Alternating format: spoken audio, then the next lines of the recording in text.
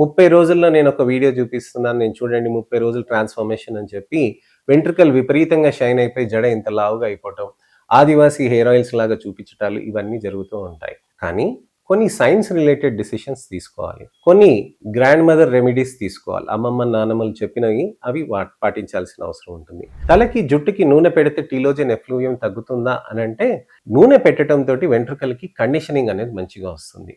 దానివల్ల మీకు ఏదైతే అండర్‌లయింగ్ ట్రిగ్గర్ ఉందో, వైటమిన్ బి12 డెఫిషియన్సీ ఉందో అది రెక్టిఫై కాదు కదండీ! థైరాయిడ్ ప్రాబ్లమ్ ఉందో అది రెక్టిఫై కాదు కదండీ! ఏదైనా ఇతరత్ర న్యూట్రిషనల్ డెఫిషియన్సీస్ ఉన్నాయనుకోండి అది రెక్టిఫై కాదు కదా! రాత్రి 3 దాకా మీరు మేల్కొని ఉండి నేను జుట్టుకి నూనె పెట్టుకుంటాను, తలకి నూనె పెట్టుకుంటాను, నాకు వెంట్రుకలు ఊడిపోకూడదు కదా అనంటే ఎలా అవుతుంది? ఇలాంటివన్నీ మనం సైంటిఫిక్‌గా చూసుకోవాలి. జుట్టుకి నూనె పెట్టడం అనేది మంచి పద్ధతి.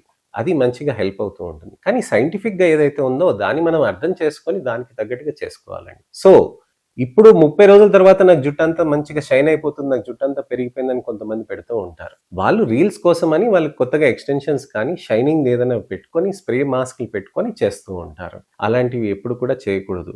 కొంతమంది వ్యాక్స్ అప్లై చేస్తూ ఉంటారు. కొంతమంది జెల్స్ అప్లై చేస్తూ ఉంటారు. కొంతమంది చాలామంది ఇన్‌ఫాక్ట్ బ్లో డ్రై చేస్తూ ఉంటారు. ఇలాంటివి ఏవి కూడా చేయకండి. దయచేసి ఇలాంటివి చేసి మీ జుట్టుని డిస్టర్బ్ చేసుకొని అనవసరంగా దాని జుట్టుని పలచగా చేసుకోవటం అలాంటిది ఏది చేయకండి. సో ఇదండి విషయం.